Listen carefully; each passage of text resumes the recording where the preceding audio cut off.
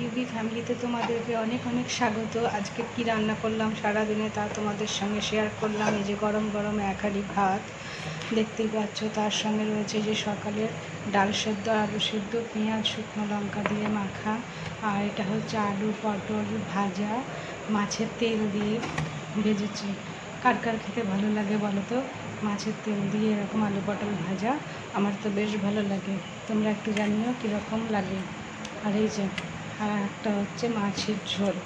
এই যে মাছের ঝোলটা দেখো তো কেমন হচ্ছে, কালারটা কেমন এসেছে দেখো তো। আর বেশ লাল লাল, কোনো কালার দেওয়া নেই বা কাশ্মীরি লঙ্কা দেওয়া নেই, কষার উপরে নির্ভর করে।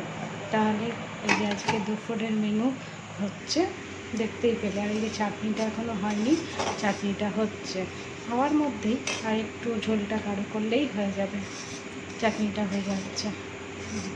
আজকে তোমরা কি রান্না করলে কমেন্টে বলো, কে কী রান্না করলে। আর এই গরমে একটু চাটনি না হলে তো একটু জমে না, ওই জন্য একটু চাটনি করা হলো। এবার চলো খেতে বসে গেছি স্নান টান সেরে। এই যে মাছের তেল আর আলু ভাজা দিয়ে নিয়ে নিয়েছি। মাছের লেজ খেলে নাকি রাজা হওয়া যায়, ওই জন্য মাছের লেজ নিয়ে নিয়েছি, আর চাটনি দেখতেই পাচ্ছ চাটনিটা। আর এই যে মাছের তেল আলু পটল ভাজা দিয়ে ভাতটা মেখে নিয়েছি। আর এই যে দেখাচ্ছি তোমাদেরকে খেতে কেমন লাগছে। ভালোই লাগছে, খেতে ভালোই হয়েছে, তোমরা রিয়াকশান দেখে বুঝতেই পারছো।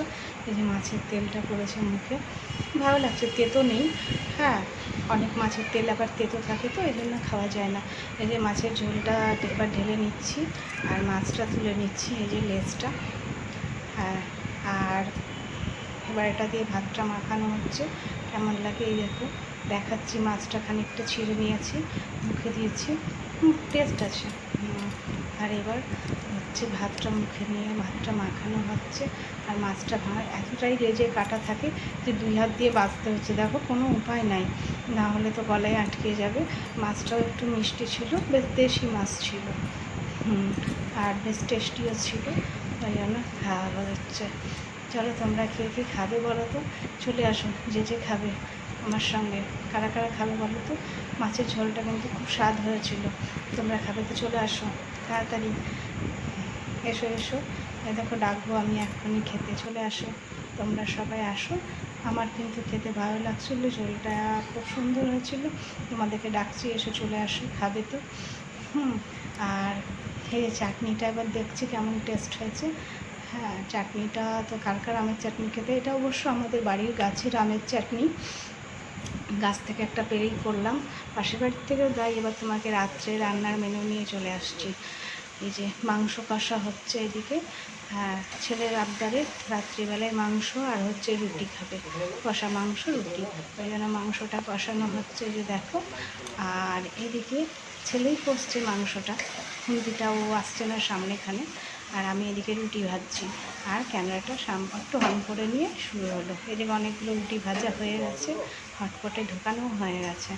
এবার আর অল্প রুটি রয়েছে, এই রুটি কটা আমি করছি। এই যে ছেলেকে খেতেও দিয়ে দিয়েছি, মাংসটা হয়ে গেছে, রুটি আর মাংস আমার ছেলে খেতে বসেছে। হ্যাঁ, দেখ তো কেমন লাগছে রুটি মাংসটা। আর কে কে খাবে কমেন্টে চলে আসো। ওই যে ছেলে খেতে বসেছে। হ্যাঁ, একটু দেখো কেমন লাগছে, একটু রিয়াকশান দেবে কেমন খেতে লাগছে। দেখো তো ক্যামেরার সামনে আসতেই চায় না, তাও একটু নিয়ে আসলাম, রিয়াকশানটা দেখো। লেগ পিসটা মুখে এদিকে তাকিয়ে বল ভালো আছে। ভালোই হয়েছে। আচ্ছা বাই।